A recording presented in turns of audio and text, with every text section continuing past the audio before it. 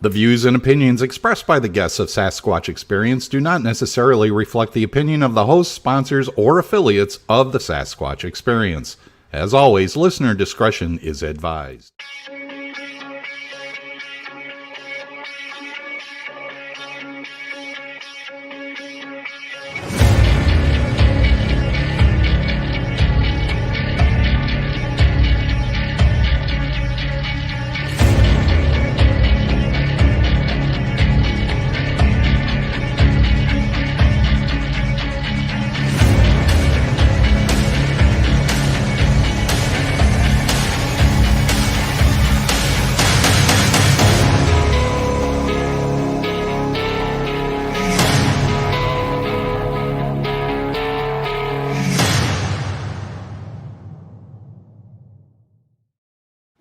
And good evening, everyone. Welcome to the Sasquatch Experience, Monday, July the 19th, 2021. I'm Sean the Fork Chop Forker, joined by Vance Nesbitt, Henry May, and our guest tonight on that side, Mr. Matt Arner, one of my favorite researchers in Pennsylvania, a good friend, and I'm honored to be able to host him on our program tonight. Matt, how you doing? I'm doing wonderful, and you know what? It's an honor to be on the show with you. It really is a great experience with you guys. Well, that's what we aim for. Yep. A good experience. At least Absolutely. Good. Great. We'll see how that goes. Vance, Henry, how you guys doing tonight, guys? How are you? Oh, doing good. Yeah, I'm still $1 million short of being a millionaire, but other than that, we're doing good. Well, you know, we can't all get what we want, but a good show we got tonight for us. We did record our first watch-along last Thursday night for our Patreons. You can access that by becoming a Patreon. That's actually for the existers only, so that's our $10 level. But if you become a member of our Patreon, you get exclusive access to our sound bites, our watch-alongs, which are, well, a little different than what you would expect from your friends here at Sasquatch Experience. We have some pretty comedic chops that I don't think any of us anticipated. No, it's rather blue, too, and as I say many times before you listen, listeners' discretion is encouraged, and it's not for everyone, so we're just putting that out there. But a little housekeeping notes, as you can see down there, patreon.com/Sasquatch Experience starts for as little as $2 a month. Get access to ad-free shows, because the ads pay the bills, and if you subscribe to $2, that helps pay the bills, too, so you get them without ads.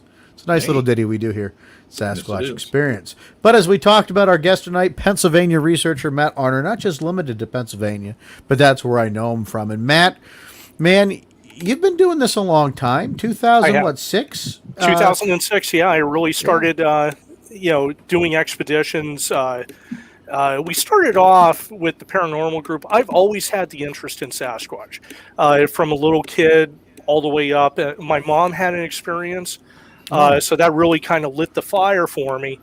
And back in like the late 90s, early 2000s, I tried contacting the BFRO, the PBS, and it would say, hey, our membership's on hold right now. So I just read as much as I could. I went out in the field when I could, and we started doing just our own research with the paranormal groups. Where, okay, you know what, they were a little tired of going to the same locations for, haunted areas. I'll take them up the mountain and we'll try doing some calls. We'll see if we can get any sort of responses. We'll go to areas where there have been experiences, either documented by the BFRO or on one of the Google Maps. And from that, it just kind of steamrolled through until I went and met up with you guys at the PBS outing at Parker Dam, and it just really went much bigger from there. Yeah, Parker Dam, of course, that's where we usually hold one of the Pennsylvania Bigfoot Society events.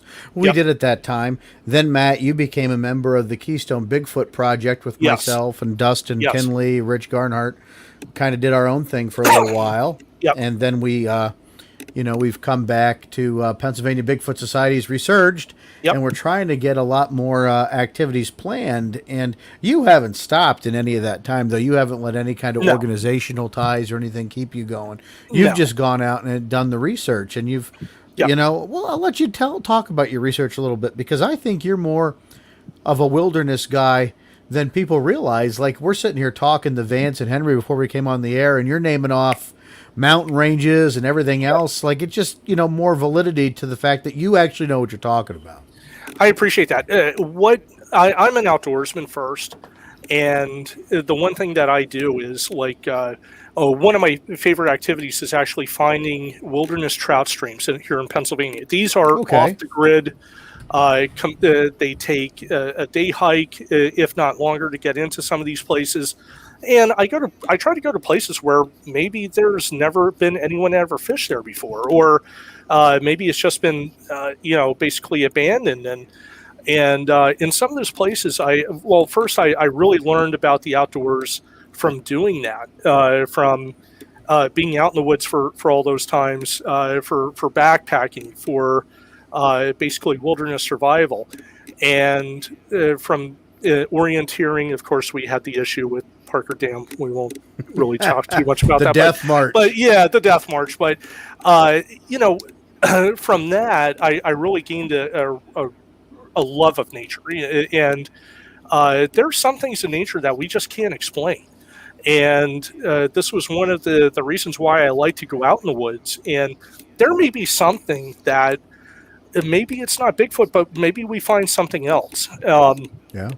Just recently, we were talking about out in Bluff Creek, and people are saying, "Oh, well, Bluff Creek was, this happened how many years ago, and nothing's been in that area since." But the one thing is that they put those game cameras up, and they basically rediscovered a species that they thought was extinct, which was the Humboldt martin, and which is a fur-bearing species.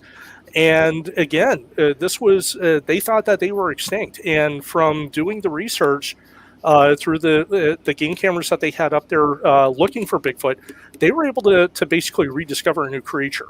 From that, I do take some ribbing, because one thing that I really do look into, is along with the Bigfoot, is also mountain lion sightings.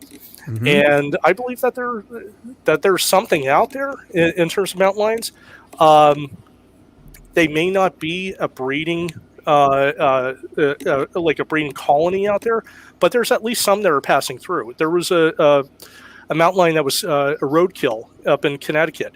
It came from Idaho, so it had to either pass through the northern passage through Canada, or it came through Pennsylvania to get to Connecticut. So again, it's something that, being out in the woods is just, especially with the stressful job that I have, it really is almost like my zen when I go out there. And if I can find something, if I can, hear a vocalization or a wood knock, or I'm able to actually see something such as a footprint or hair or something, some sort of sign, it really is makes my day. So, that's the interesting thing too, because in all these places we've been out to, Matt, and you've been out to some of the active places of Pennsylvania with us, and I try to tell people, it's boring sometimes. It is. You can be out there and things will never happen. Then you can be out there some nights and it's hotter than heck.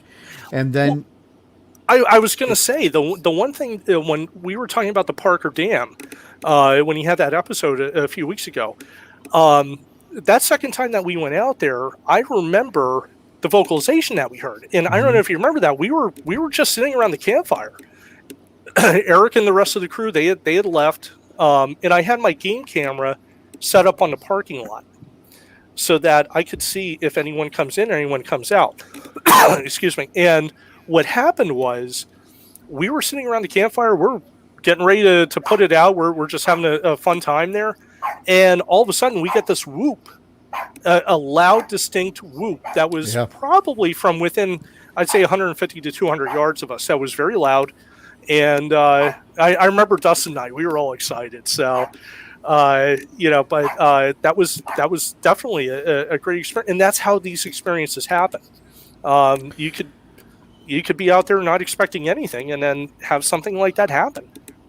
Do you remember and I don't know if you were with us that one night or not, at like really late at night, early in the morning, we heard that blood-curdling scream in the campsite. Yeah, I think I was there, but I was actually, I was probably fast asleep at the time, so I didn't hear it, but I remember you guys talking about that. Now, interestingly enough, I had another report come in from the road, right behind the campsite, from not that long ago. So the guy said he was driving there at night. He said something 8 to 10 feet tall crossed in front of him. There was no way that it was an elk, and the elk come down that area, but they're not as common as they are farther north towards Benazet. But yeah, so that place there is a very interesting place. It is not too far. Parker Dam's not far, guys, from where Dustin and Ray and I had our encounter up in that area. It's not that far at all, really. Maybe 10 miles, if that. Yeah, if that. If that from that area, and it is an active area, guys. And the thing, the blood curdling scream we heard, I think it might have been a known animal, but it was enough to get a bunch of us up out of their tents. And there's Fort Chop in his boxer shorts running around with a flashlight, trying to see what the hell is making that blood curdling sound. I didn't think it was a Sasquatch. I just wanted to see what the hell was making that sound, because it was loud. And, well, you have fox and bobcats up there, so they're your number one. The suspects that you're looking at for that type of noise, but it really depends too on the volume. And I've heard some blood curdling screams from foxes, from bobcats, but when you hear it and it reverberates through you, it's probably something else. Yeah. And that was the impetus for us to get out, just the power that came from behind that sound. And Matt's not lying. There are some large animals out that way. And I think Ray and I were out in his Volkswagen the one night and literally drove underneath an elk that was didn't take too kindly to us trying to get past it on the road. Giant animals out that way. And it's beautiful countryside, beautiful wooded, forested areas. And it's just very active. And Matt, there's places in Pennsylvania, not just there, but I can't explain why those areas are so active, but they are. Now, do you find yourself ever contemplating? Well, first, let me ask you a question, Matt. Do you think these creatures are real? Do you think there's enough evidence to you that says, we're dealing with a real creature here? I think they're real. I think that they are in the hominid chain, so they're going to be either a man or an ape. Or something in between. Do I think that there's enough evidence? I think we're getting there. I really do think that we're getting there. eDNA right now is the big thing, and I'm hearing people bringing samples in where they can't be explained.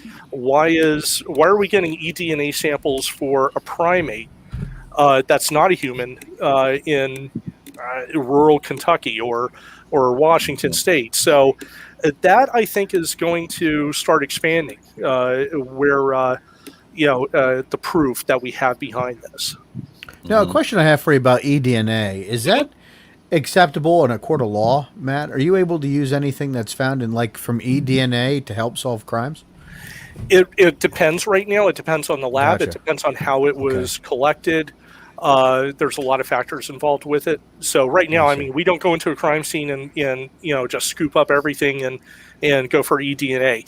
It's still a very early stage at where it's at in terms of evidence collection, but it's starting to build on it now. Yeah. And it's practical for us because instead of trying to literally sort through and get a hair sample, you can literally go through the soil and say, hey, correct. Something that may have been here. Now we have the potentiality of collecting something that doesn't. And when I first started watching Expedition Bigfoot, I heard this eDNA. I'm like, oh, what is this bullshit now? Just something else. But the more you learn about it, the more compelling it really becomes. Mm-hmm. And the one thing is that everyone, and this is something I learned from my crime scene classes, is wherever you go, you leave something, whether it's part of your skin, grease from your sweat, there's a hair follicle, something you're gonna leave something wherever you go. Mm-hmm. So if you do have something that really you try to match up the DNA, you can't find what that DNA is, it really does open some doors. And I need to go clean up my mess. Yeah. No, Dexter Morgan over there. Yeah. But yeah, it's and that's one thing is I do take some stuff that I've learned from work. I'm a detective, so I'm basically doing a lot of interviews. I'm also a certified crime scene technician, so I will process a crime scene, but I will take some of that knowledge with me when I'm out in the woods, and I use that for collecting. If I find a hair sample, if I see a print, am I going to cast it? Now the big thing that we're getting into is LiDAR.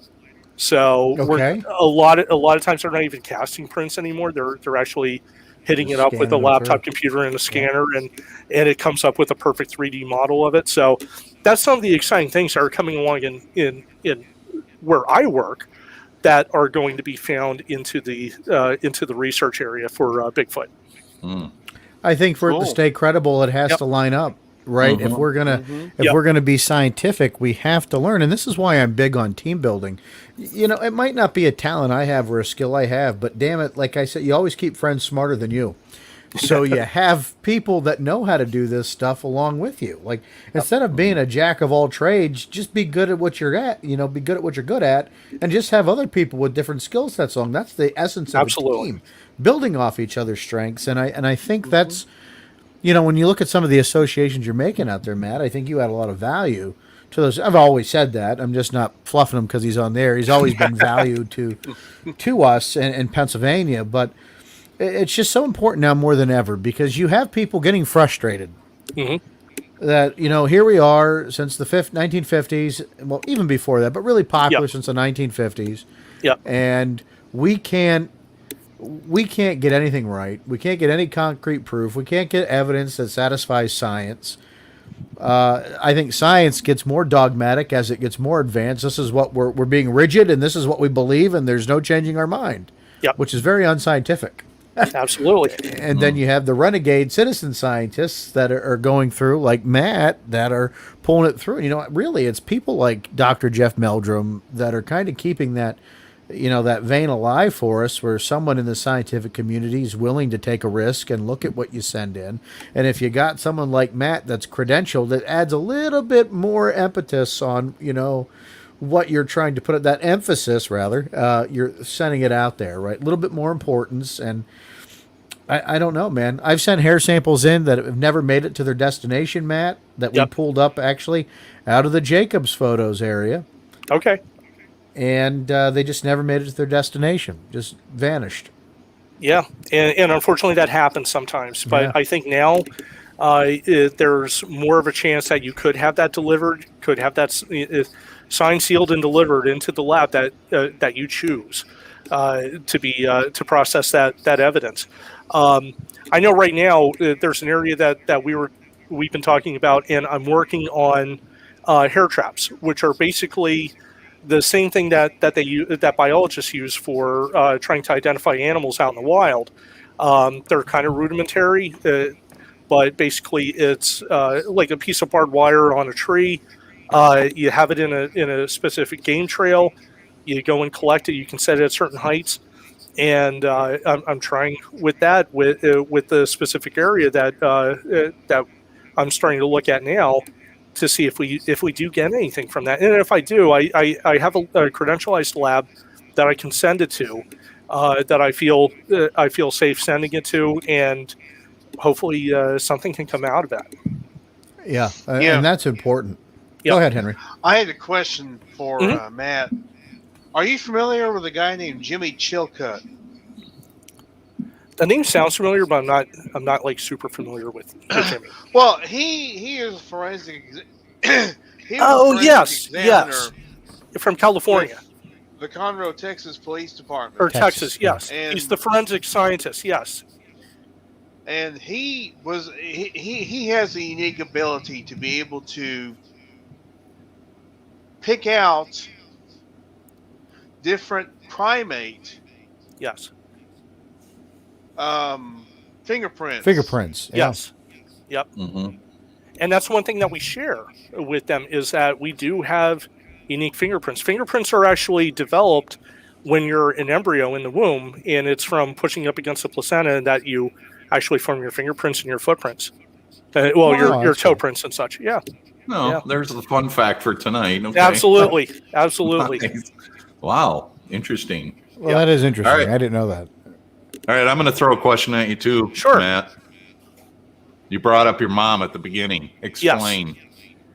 So what happened was, I had always been into Bigfoot, but I never, my mom just kind of, whatever, go get your books, and, she did her thing. And I was about 12 or 13 years old. She actually, at that point, she didn't have to be a stay-at-home mom anymore. And she said, well, I'm going to go get a part-time job. So she's working at this industrial park out in the middle of, it's kind of in the middle of nowhere back then. It was in Bucks County. Now it's all developed, but back then it was nothing but farmlands and woods, and this one industrial park. So she was driving to work one night. They called her in to do some extra work. She's driving along the road, and she sees this humanoid figure cross the road. And what happened was, it came from a wood line, crossed the road in about 3 steps, and then there was a farm that was on the left-hand side. At that farm, there was a pond with some cattails, and it went right into the cattails. She said that there was enough time for her to take a look at it. And it was funny because she didn't call it Bigfoot. She called it a monster. Mm-hmm. But the way that she described it is pretty much, what you would describe as a Bigfoot. She said it had long, stringy hair. My mom is kind of an older person, so she, in different values and stuff, she said, well, it looked like a hippie. Mm-hmm. It looked like a hippie with long hair, but big shoulders and hair all over the place. And, so that's how she described it. And through that area, we're very close to New Jersey, where the Pinelands it would be towards the northern end of the Pinelands. Mm-hmm. So it could very well have been something that came from the Pinelands, was traveling to Pennsylvania, making its way back and forth. But she would not go on that road anymore at night. And we kind of got her to, she was so scared of it. Mm-hmm. And, she would always take the main roads then, going back and forth, especially if it was at night. But my dad, it was funny because I wanted to go out, I was like 12 or 13. I'm like, get me out, I want to go see this. And my dad ended up going in the car. They looked, they went to the farmhouse. The people at the farmhouse didn't see anything, but the house itself was a little farther away from where this creature had crossed.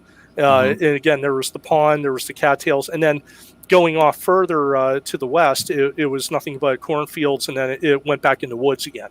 So that was probably long gone by the time that my dad got there. And this was before cell phones. This was before. Right. This was in the 1980s. So, it was she saw it. She turned right around, came home. And it kind of went from there. So, but the thing I find striking, Matt, in so many reports of road crossing, how many reports are the same thing? It took 3 steps to get across the road. Yeah, absolutely. There's something to that, because if you've got a person hoaxing that, I don't know how you're doing it in 3 steps. Unless you're on stilts. Yeah. Is it worth all that? I don't know. Probably not. Yeah. I don't know, but I find it fascinating, the 3-step theory across the road. The one thing too that in some of my research is going out in the woods. Mm-hmm. Other parts of it is interviewing people, listening to what they have to say. But then, kind of like my back area research, when I'm back here at the house, is I've been looking at stride width, and people always say that Bigfoot steps in a straight line.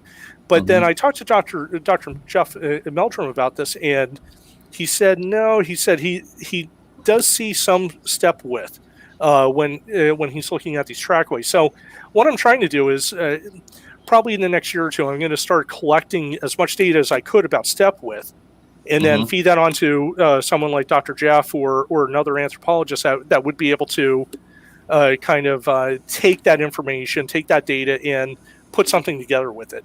For me, I can't do that, but I can collect as much as I could and give it to them and see, let the professionals deal with that. and see if they can find something. No, that's interesting. Yep. Very. See, he's an evidence guy. I told you. Yeah, a little bit. A little bit. He plays around in it a lot. He's handy to have Yeah. around in these things. Well, we all What's been want your favorite place to go to in Pennsylvania, Matt, or just maybe in general for Bigfoot research? Where do you like to go that you can talk about? North Central PA, absolutely. Home. Yeah. In fact, I was telling you before I did that video, and I never did a YouTube channel. I'm my little Twitter page and a Facebook page, but I did this YouTube video. It was back in the fall.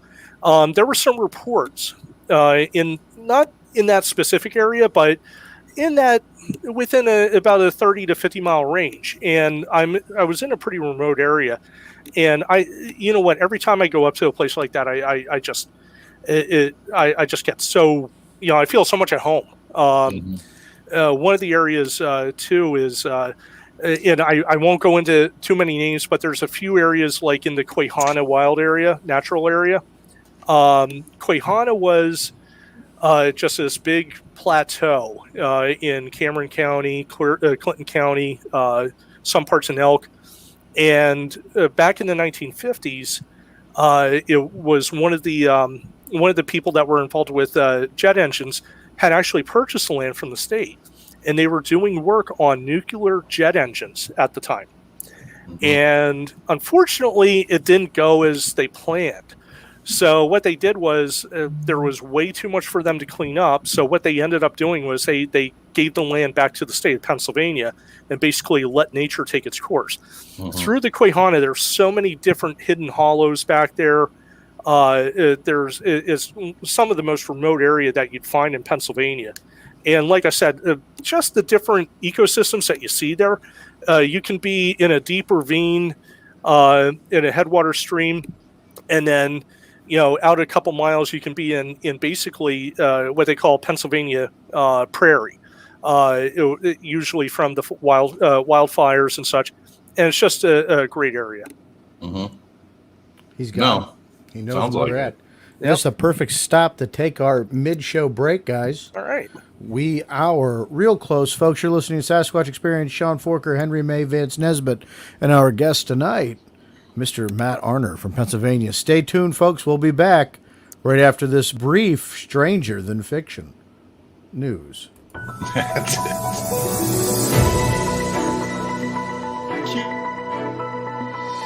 Sasquatch Experience, Stranger Than Fiction, News and Stories is brought to you by Dr. Squatch Soap. 100% handcrafted, 100% money-back guarantee.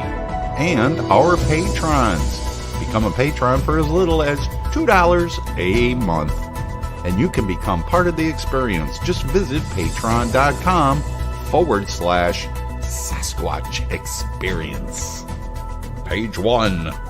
A Georgia couple had a bit of a scare on Sunday when they came face to face with a large snake family under their bed. Trish Wilcher thought she saw a piece of fuzz on the floor under the bed in her home in Augusta, Georgia. But when she reached for it, it suspiciously moved. And then, a second later, another piece moved. I went to my husband. We have snakes. In fact, they had 18 of them. Okay, we've turned the bedroom upside down and found 17 babies and the mama. So she posted it on Facebook amid the slithery ordeal. Her husband, Max Wilcher, was able to use a grabbing tool to contain the snakes in a linen bag. I'm assuming it must have been a pillowcase because I don't know how many people have a linen bag in their home, but nonetheless, he released them outside near a creek. A wildlife catcher later told the couple that the reptiles in their home were non-venomous garter snakes. Fortunate for the Georgia couple. Source: The Huffington Post. Page 2. A concerned Canada goose went to check on her mate who was undergoing surgery at a New England wildlife center in Cape Cod Branch on Wednesday. The staff noticed that Arnold, who lives in a pond near the center, was limping when the staff discovered that he had 2 fractures on his foot, so they took him in for surgery. Just as Arnold was about to go into surgery, they heard a tapping on the clinic door. Arnold's partner tracked him down and was attempting to get into the clinic by Arnold's side. She had somehow located him and was agitated that she could not get inside the center, as they wrote on their Facebook page. She remained there throughout the entire procedure, watching us work and never moving from the doorway. The center said this was the first animal visitor and that it had to make an exception to accommodate her visitation request. A snapping turtle or other predators may have attacked Arnold while he was swimming, the center said, and the best chance of survival was surgery. After the surgery, the center let him recover by the doorway, which he could see his mate. Do I see tears welling in your eyes, Sean? It's a Canada goose. I'm not a big fan. They're kind of mean and they piss a lot of people off, but nonetheless, it's an aw story. Source, the UPI. Page 3. Pesky, oversized goldfish are causing problems in Minnesota. Authorities in Burnsville, Minnesota have urged residents and owners of pet goldfish not to dispose of the family pet in lakes and ponds. The city tweeted a warning that doing so has resulted in a takeover of one local lake by overgrown goldfish. They do grow bigger than you think and contribute to poor water quality by mucking up the bottom sediments and uprooting plants. This is what authorities wrote on Twitter. Groups of these large goldfish were recently found in Keller Lake. Many of your pet goldfish have turned out to be about the size of a football. Source, the NPR. Page 4. Oh, a Florida man story. A Florida man told police officers he was teaching an alligator a lesson when he tried to throw a live alligator he had stolen from a miniature golf course onto the roof of a beachside cocktail lounge, according to authorities. The 32-year-old man was arrested early Thursday when Daytona Beach Shores police officers spotted him attempting to throw the gator onto the roof of a cocktail lounge located just off the highway, according to the police report. The officers then saw the man take the alligator by its tail and hit it against the awning of the building, throw it to the ground, and stomp on it twice, the report said. This guy's a dick. The man from Homestead, Florida, was taken into custody and charged with possession and injury of an alligator, unarmed burglary of an occupied dwelling, theft, and criminal mischief. The man told officers he had stolen the gator from an enclosure at a nearby miniature golf course. An online court docket showed no attorney for the man, who still remains in jail. Source, SF Gate. Okay, guys, and now it's time for that moment you've all been waiting for, that interesting little fun fact that probably will disturb you and keep you up tonight. In the future, your vanilla ice cream may be made from plastic bottles. Scientists have figured out a way to convert plastic waste into vanilla flavoring with genetically engineered bacteria, according to a new study. And if you're interested, you can find more of this article at livescience.com. Doesn't this sound good? I mean, my vanilla ice cream tastes like a grocery bag. Well, mine tastes like a Starbucks coffee cup. I'm so sorry. Thanks again for listening to the Sasquatch Experience Stranger Than Fiction News.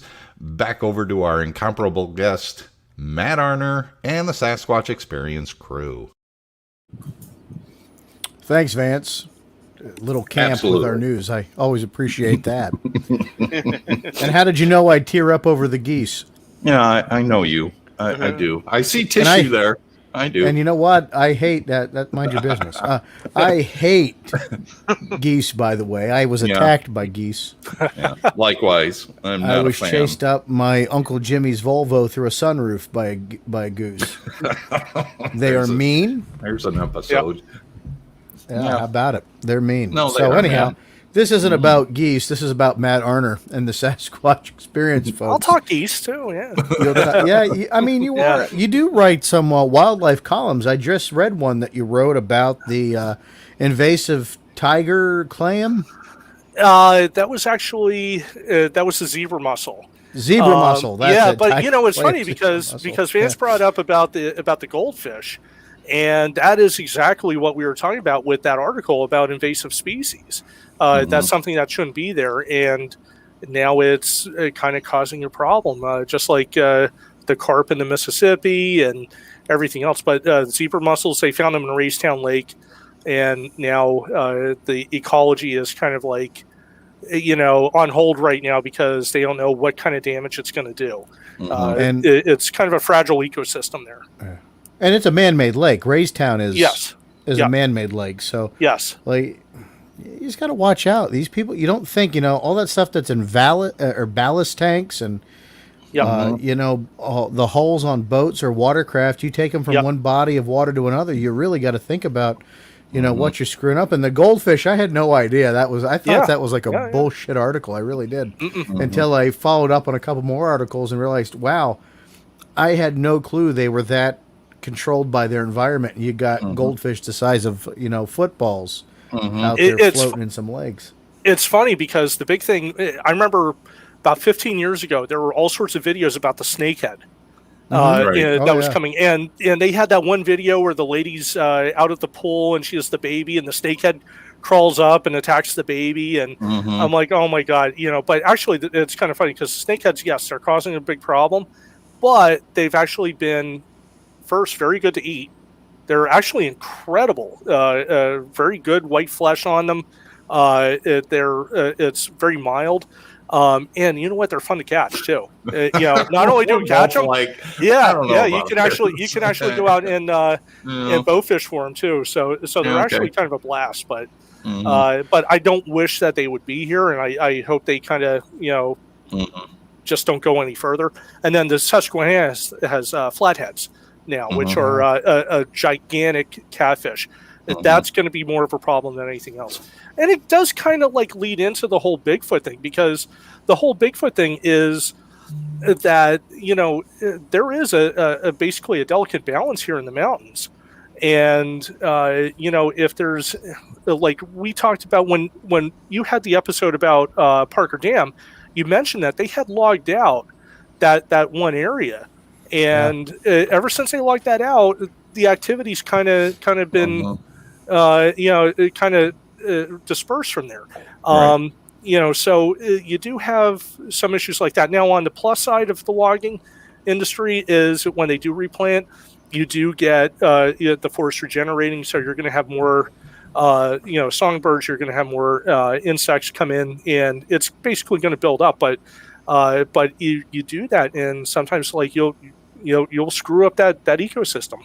But I've heard negative connotations to that too, because they're planting only one species of tree because it grows faster and they can log faster, and they're planting them in rows. You know, that takes away from the natural ecosystem. Yeah, you may bring in, you know, small creatures and so on, but is something like a Bigfoot or bear or a larger predator going to be using that area on a regular basis? Yeah, Sean. No, in a place like that, it's going to be on a private property. The public land, especially where the incident was, that's state forest. So they're going to have different. They're going to have a different outcome. They don't want to grow the forest to make more money. They want to grow the forest for the animals, but at the same point, they're going to clear cut this area. They will make some money from that, but they are going to manage it then for wildlife. But unfortunately, you're managing it for the smaller wildlife, and it pushes some of the bigger wildlife out. And that's probably why we're starting to hear more stuff, you know, from farther north or farther south than that traditional spot where we had gone. I completely agree with that. And what I've heard over the years is that the activity is greatly reducing out in our old stomping grounds. But it is picking up in places where, you know, I don't want to say we hadn't heard it before, but, and Matt, you'll know exactly what I'm talking about because we're from the same area. Yes. We live in a very conservative part of the state with a lot of hunters and a lot of older established hunters that have been doing this for 40 plus years. And if they saw something, they're still probably not going to report it. Correct. Correct. You really And have to build trust and earn it. it's that machismo factor, Yeah. where you don't want to go in there and say, "Hey, I saw something," because everyone's going to laugh at you. And we see that in some of these Facebook groups. And I belong to a lot of hunting groups, a lot of outdoor groups. And whenever somebody brings up Bigfoot, it's laughs, it's jokes, it's Daryl and everything else. But like in the one particular post that that we were talking about before we went on the air. With that post I put up, I said, hey, in this area, these are the reports that you've had documented by the BFRO. Here's reports that are on the Google Maps listed, and here's some personal experiences I collected over the years. And it was amazing. I had a lot of responses. I had a lot of instant messages come through. But then I did have the guy, posting a GIF of, that he's laughing, and he laughed at everyone. And you know what? I have thick skin. I can get through that. But that might inhibit somebody from reaching out. Absolutely. And I did have one or two people that reached out to me, from that particular area. And I think our original spot where we had been, we just got to go a little farther north and a little farther west, and I think we'd be in a great area there. I think you're 100% accurate on that, and I actually think we got to start exploring the national forest. Yes, yes. Up there. And I know there's other researchers that are active in that area, maybe networking with them, because I tell you, Pennsylvania's changing, and absolutely. I don't know if it's because it's becoming more and more. I don't want to say exploited, but that might be the word that might be. Because even interactions between everyday creatures and people are increasing. Bears coming into in my town of Williamsport, about once or twice a week now, I'm hearing about bear sightings in town, which isn't something you heard about maybe once every couple years. You're hearing it almost weekly now. And the same as we were talking about with coyotes. Coyotes becoming very much less afraid of people, and are becoming more brazen. I guess used to them, right? And becoming brave and approaching them. Like all very dangerous situations, mind you. Not absolutely. You think it's a nice little coyote till you've got a pack of them, and then they're going to eat your face. So you just have, a little dramatic, right? But let's put ourselves in the right situation. I was telling you guys before, and for the viewers that are out here, right behind me, one night last year, my wife and I and the dog were sitting out here. She goes inside, she takes the dog in, thank God.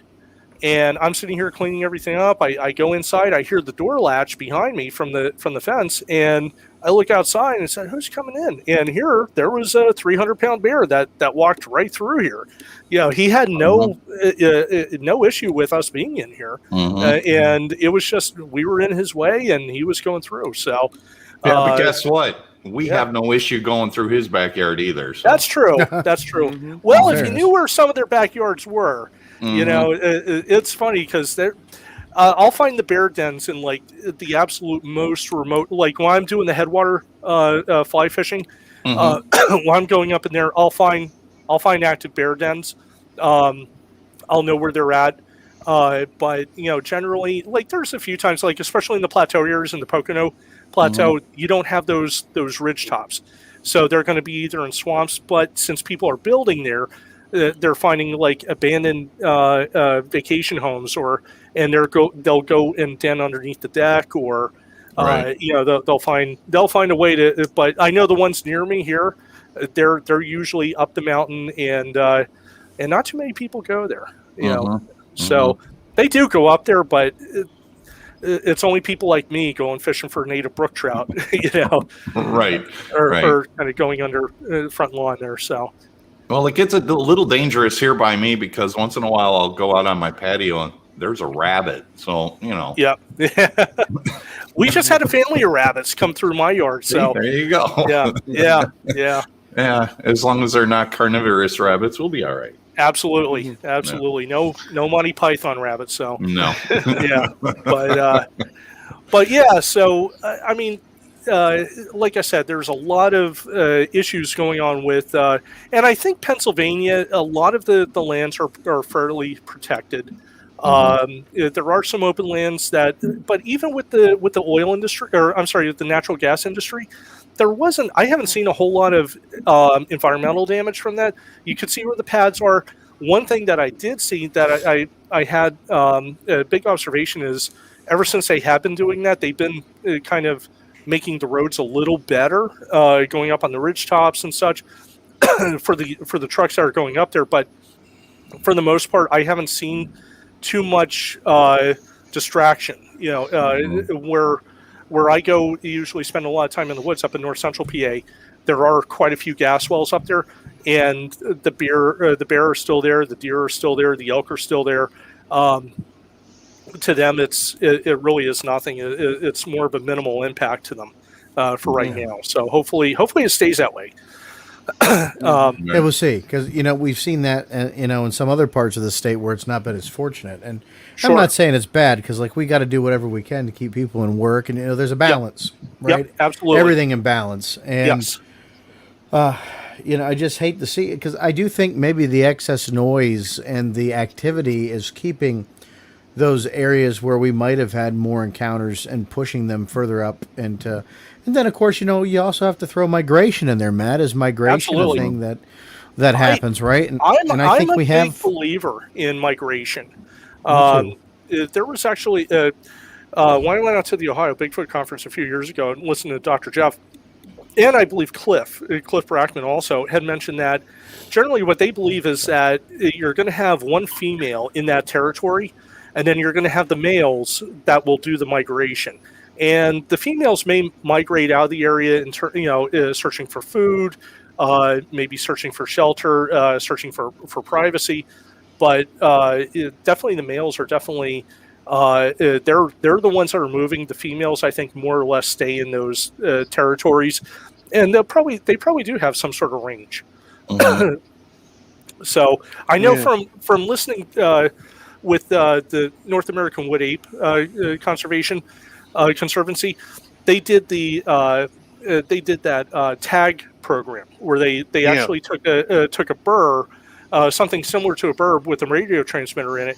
They believe that they had a Sasquatch because for where they put it, it was up about 7 feet tall, and they tracked this, and they said that this thing had quite a home range to it. So again, it's possible that I think migration is definitely a thing. That was a good paper too, and it is available Absolutely. on the website. You can Yes. go and check it out. I think it's woodape.org, right? That you can Yes. go. Yes. Yeah, woodape.org. Yeah. I encourage people to read it, because the scientific stuff that's coming out, well presented papers like that make it all worth the while and keep you going and kind of inspire Absolutely. you to see what you could do. And that's the thing. Even here in Pennsylvania, we have such a wide array of researchers here in PA. If we could just get people together long enough to work it out. Absolutely. I mean, the one issue I have with the Bigfoot community, and it's not a big issue, but we have how many different websites that have reports. We have the BFRO, which is one. We have some of these other groups that have on their own have put together maps with sightings, but if we could just get everything kind of collected together. To have one large annex that we can go and view where these sightings occurred, when they occurred, then we can start putting patterns into this. That was our goal with the absolutely. That was with the goal. KBP, right? Yeah, absolutely. That was our goal. But in doing that, that would allow researchers from all over to, if we do have somebody from the West Coast that wants to come out here, that would give them a great opportunity to say, hey, you know what, in September, I know that there's a lot of activity in the Allegheny National Forest. So maybe that might be a good place for me to start, doing my research. And again, it's one of those things where you have to, if you have that information where you can get into some sort of pattern, the chances of having some activity increases greatly. Right. The biggest problem we came with that, Matt, was, one, getting everybody to allow us to use their information, because we had quite a little database going. Absolutely. We had it on Google Earth. But here was the other problem, guys, and it wasn't something I considered at the time, is that a lot of the information we had was location specific. So you put it on a map. The problem is the people that reported it, lose all privacy. Yeah. And it was becoming a great concern, to the point where maybe we just do approximations and not, and then the data's inaccurate. Correct. And no matter how you break it down, it's inaccurate data. So then do you have a public presentation and then a private research presentation? And where do you draw the line? And how do you be a free share of information if you're going to withhold information? And that was where I got hung up, and I could never reconcile that. And then it was visually, how do you present it? And I know, Matt, I got a guy now that's going to take a lot of the data that we have and put it in a database. So if you and I were to sit down and query like full moon sightings, or it would pop that up, and it's going to take time, and it's still something we're still working on, and it might be a little primitive compared to what I wanted, but we will get it one day. Absolutely. Absolutely. Because that data mining is important. Like we have to be able to not just in the moment pull up the sighting, but be able to look at it and like you said, look at trends and you know, maybe there's something that we can see now that we couldn't see then, and maybe this new, you know, how do you collect logging eDNA, and how does all that fit into a database? And there's so much, and that's why I'm so glad there's smarter people than me out there putting this stuff together. All we can do is conceptualize. Like I need somebody else to do the nuts and bolts, and then we need someone to pay for it, because that's absolutely. It ain't cheap.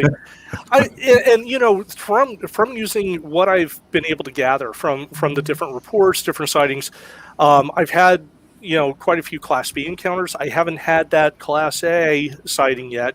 I'm still holding out hope, and I still have many years of research in front of me. But again, with the Class B sightings, when we have the vocalizations, again, when I brought up about reverberation, I was out with researchers over in New Jersey, and in the fall, and we were split up.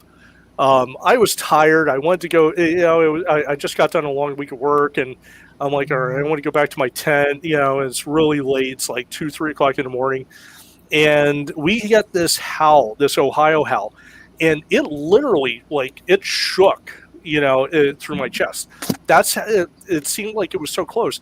And then the two guys that had split off, I said, where the heck were you guys? Because you know, this thing here, I thought it was one of them. Here, they were literally like 25 yards away from me, and neither of them, they had cameras, neither of them had made that call.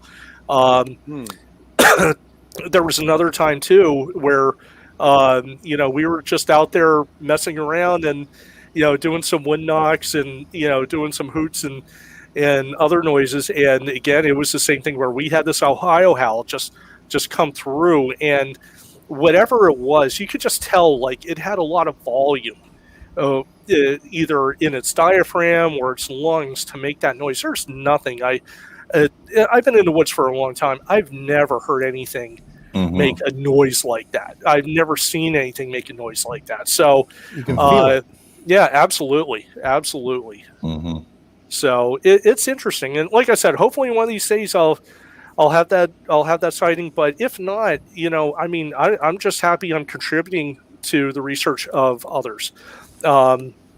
Contributing with all the groups, you know, whether it's North American Wood Ape Conservancy, BFRO, Pennsylvania Bigfoot Society, KBP. You know, I want to help contribute, you know, to the cause here, and you know, hopefully one of these days we're able to get something on camera, or you know, we're able to get something on video here in Pennsylvania. I think it's going to happen in Pennsylvania.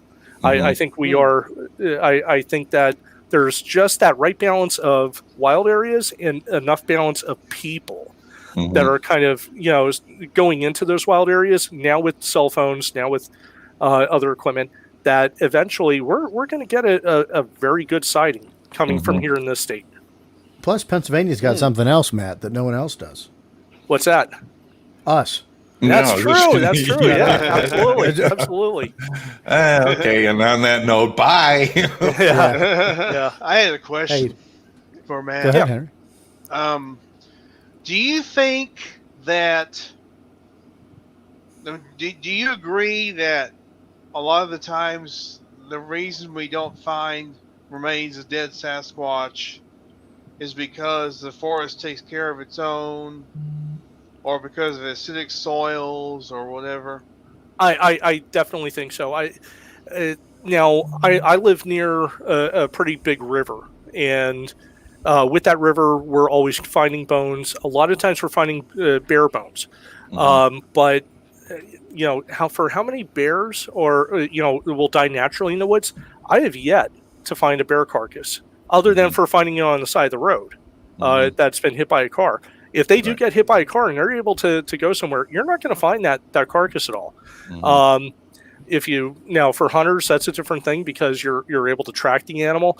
But again, if it's something that dies naturally or dies from an accident like that, it's very rare that you're going to find it. And there's actually it's really interesting. There is and again, this is something else from forensics. They call it a body farm, and the body farm's down in Texas.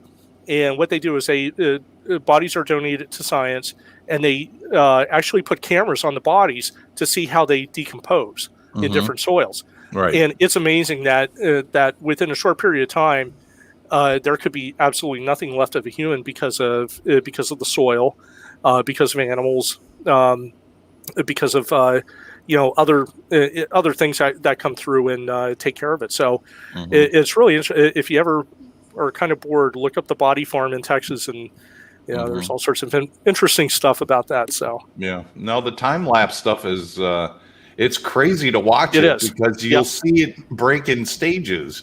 Yes, and to watch each stage, do its consumption, and then at the end, there's nothing. Yes, there's absolutely nothing left.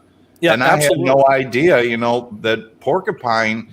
That's one of the big contributors to the destruction of bone. They eat the bone for the calcium, and it's gone. Yes, so, in fact, actually, at the body farm, they actually have pictures of deer eating human bones. So for sure, it's the Forensic Anthropology Center at Texas State. Yes. Anybody interested? And there's one in Tennessee too, and I think they're both started by the same guy, Dr. Bill Bass. Right? Isn't Grover Krantz at the one in Tennessee? I think. Yes. Is where his body's at. Dr. Krantz donated his body to the one in Tennessee. Kidding. Wow. Yeah. So there's he was there. He's not there anymore. No, but he was. But again, like if you have something that with some intelligence that gets hit, that gets injured, that knows it's going to die, it's not going to come down to the riverbed. It's going to go to a remote area, just kind of huddle up. Like the one thing we talk about, and it's kind of sad because I just showed you my picture of my dog that was sitting next to me. But like with dogs, a lot of times dogs when it's their time to go, they're going to find a quiet spot. Right. Where they're going to curl up and expire. And I think it's very similar to a creature like this, where they're going to find a spot, again, in one of the most remote areas and, expire, and nobody's going to find that body. No. Yeah. No, I agree. No one's going to find it. Folks. Yeah, that's true. Yeah. Matt, where can folks find you as we wind up this hour? All right. Well, I do have a Facebook page. I'm my regular Facebook page. I also run a group, a page called Cryptic Wilderness, and that's basically where I haven't been very active on that.